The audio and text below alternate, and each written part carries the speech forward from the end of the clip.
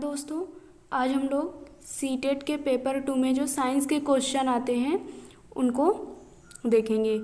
तो पहला हमारा क्वेश्चन है, चींटी की दंश में निम्नलिखित में से कौन सा अम्ल होता है।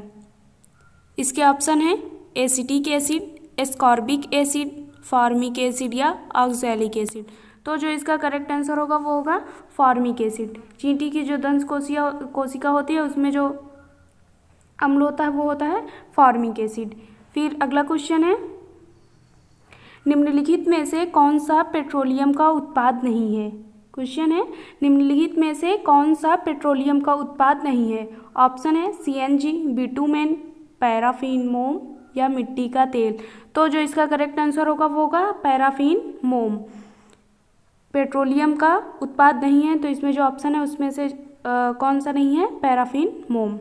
फिर अगला क्वेश्चन है, रेड डाटा बुक डैश के रिकॉर्ड रखती है। ऑप्शन है विलुप्त प्रजातियों, वनस्पति, पशुवर्ग या संकट उत्पन्न प्रजातियों। तो जो इसका करेक्ट आंसर होगा वो होगा संकट उत्पन्न प्रजातियों। जो रेड डाटा बुक है वो संकट उत्पन्न प्रजातियों के रिकॉर्ड रखती है। अक्सर इसको ईवीएस में भी पूछ लेते हैं। तो जो इसका करेक्ट आंसर होगा वो होगा संकट उत्पन्न प्रजातियों। रेड डाटा बुक जो है वो संकट उत्पन्न प्रजातियों के रिकॉर्ड रखती है।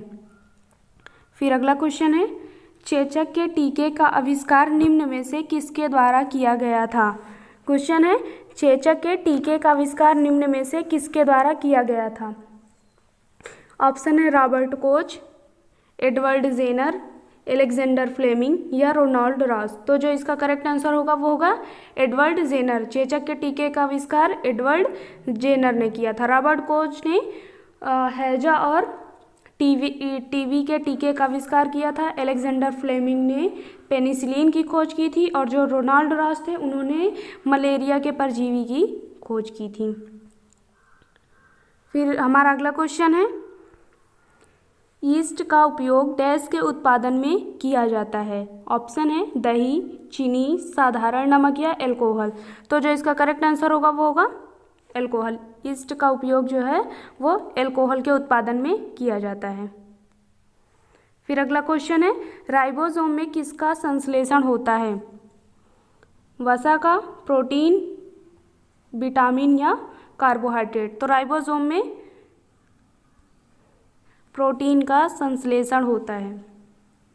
ठीक है, राइबोसोम में प्रोटीन का संश्लेषण होता है। फिर अगला क्वेश्चन है, प्लाज्मा में जल का प्रतिशत कितना होता है। क्वेश्चन है, प्लाज्मा में जल का प्रतिशत कितना होता है। तो जो इसका करेक्ट आंसर होगा वो होगा 90%। प्लाज्मा में जो है वो जल का जो प्रतिशत होता है वो 90% होता है। फिर अगला क्वेश्चन है, निम्न में से कौन सा एक भारत का राष्ट्रीय जलीय प्राणी है। क्वेश्चन है, निम्न में से कौन सा एक भारत का राष्ट्रीय जलीय प्राणी है। ऑप्शन है खारे जल का मगर, ऑलिव रिडले टर्टल और थर्ड ऑप्शन है गंगा डॉल्फिन या घड़ियाल। तो जो इसका करेक्ट आंसर होगा वो होगा गंगा डॉल्फिन।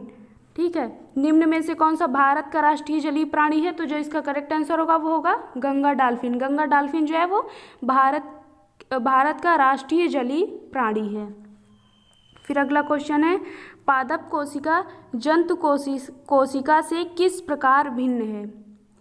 इसके ऑप्शन है माइटोकॉन्ड्रिया, कोशिका भित्ति, जीव द्रव्य की उत्पत्ति या कोशिका केंद्रक। तो जो इसका करेक्ट आंसर होगा वो होगा कोशिका भित्ति। पादप कोशिका और जंतु कोशिका किस प्रकार भिन्न है, कोशिका भित्ति जो है इसका जो करेक्ट आंसर होगा वो होगा कोशिका भित्ति। फिर फोर्थ ऑप्शन है, काला सोना किसे कहा जाता है। पेट्रोलियम, ग्रेफाइट, गोल्ड या पैराफिन। तो जो इसका करेक्ट आंसर होगा वो होगा काला सोना किसे कहा जाता है। तो इसका जो करेक्ट आंसर होगा वो होगा पेट्रोलियम। पेट्रोलियम को काला सोना कहा जाता है।